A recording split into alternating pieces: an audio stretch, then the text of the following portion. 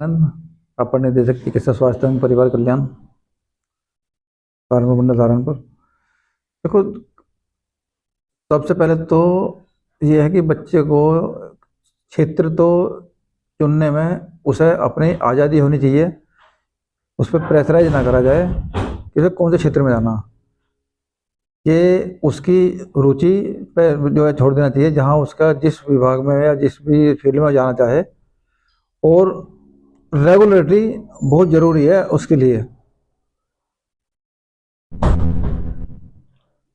जैसे कि वर्तमान समय में बच्चे एग्जाम की तैयारी करने के लिए भी बड़े परेशान रहते हैं। एग्जाम तैयारी उसके अलावा फिर आगे चलते हैं, कैरियर का चुनाव करने में उन्हें काफ़ी परेशानी आती है। हाँ, तो आप उनके लिए क्या गाइडेंस देना चाहेंगे? अगर वो चिकित्सा विभाग में आना चाहें तो उसको किन किन सब्जेक्टों की तैयारी करनी होगी और क्या क्या सावधानी अपनानी है? देखो, जो चिकित्सा विभाग के लिए है, इसकी लाइन शुरू से तय होती है। हमारे जो है subject botany, zoology, physics, chemistry सभी के जो है क्वेश्चन इसमें आते हैं। तो ये सब्जेक्ट का डिवाइडेशन शायद इंटर में हुआ है, इसमें हाई स्कूल तक सब सब्जेक्ट अब कॉमन है।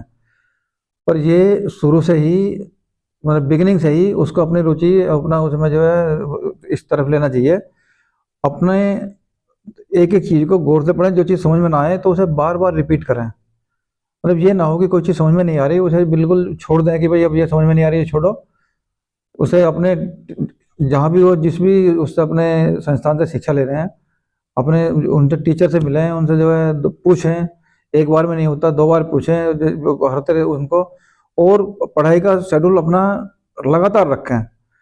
ये अपना जो जो टाइम टेबल बनाते हैं, जो चीज़ पहले पढ़ रहे हैं उसको जब भी आप स्टडी करें, पहले पुराना स्टडी करने के, पुराना रिवाइज करने के बाद आगे बढ़ें। और इसको रेगुलेटरी में ऐसा ना हो कि एक दिन 5 घंटे पढ़ लिए, एक दिन 2 घंटे पढ़ें। कोशिश ये रहे कि अमूमन टाइम टेबल हमारा ये रहे कि रेगुलर पढ़ना है, चाहे समय थोड़ा कम हो, पर वो रेगुलर हो। रेगुलरिटी ना टूटे कि भाई हमने आज 4 घंटे पढ़ लिया यार, अब तो जो है कल तो पढ़ लिए 4 घंटे, आज चलो आज कम पढ़ लेते हैं। रेगुलरिटी जरूरी है। और इसके अलावा आप यहाँ से इतना अच्छा सफ़र करके तो यहाँ पे पहुँचे, आज आप एक अच्छे पद पर पदासीन हैं। तो आपको यहाँ तक पहुँचने में किन किन कठिनाइयों का सामना करना पड़ा और आपने जो जीवन का लक्ष्य गेन किया था, क्या वहाँ तक आप पहुँचे या नहीं? थोड़ा सा उसको बताएं।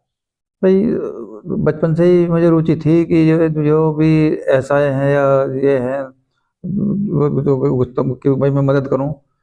उसके लिए तो ऐसा हुआ था कि मैं एक बार बचपन में बीमार हुआ था। तो मैं जब डॉक्टर के पास गया था, उन्होंने मुझे जो है खाना बंद कर दिया था मेरा, कि तुम्हें जो है तो खाना नहीं खाना जब तक तबीयत खराब है, बुखार है। और मैं इतना परेशान रहा था कि चलना फिरना बंद हो गया था।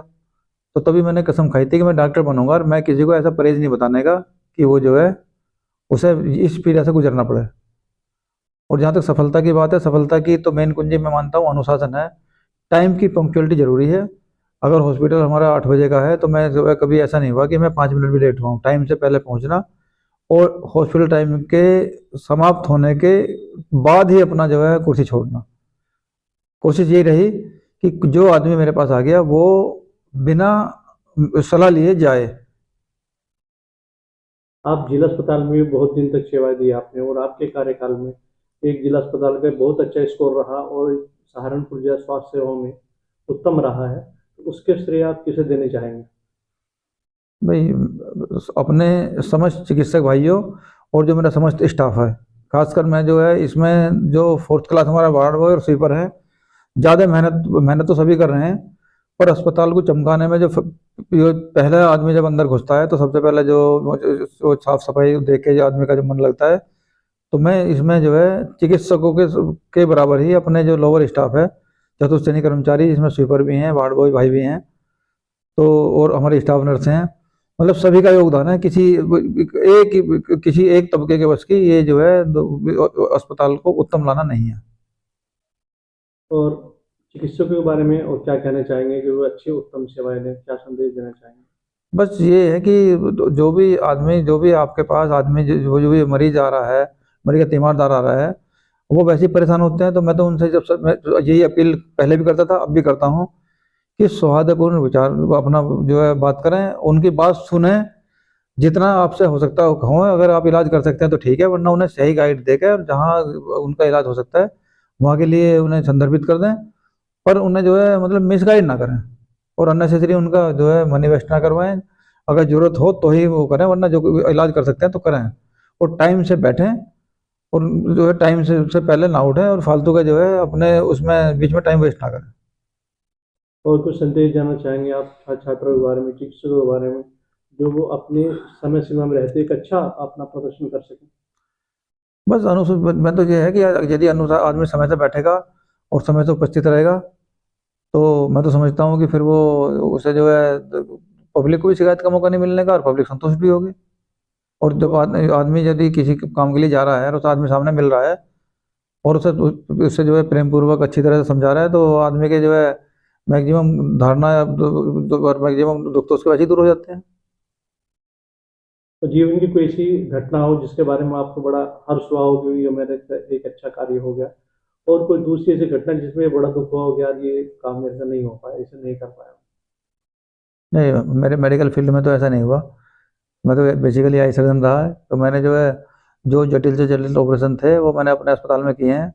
और जो है बस ये था कि मैं तो यही कहूँगा कि भाई प्रकृति जो भी है, कि मुझे आज तक किसी मरीज की, किसी तीमारदार की कोई शिकायत सुनने को नहीं मिली मेरे पूरे सर्विस काल में। धन्यवाद।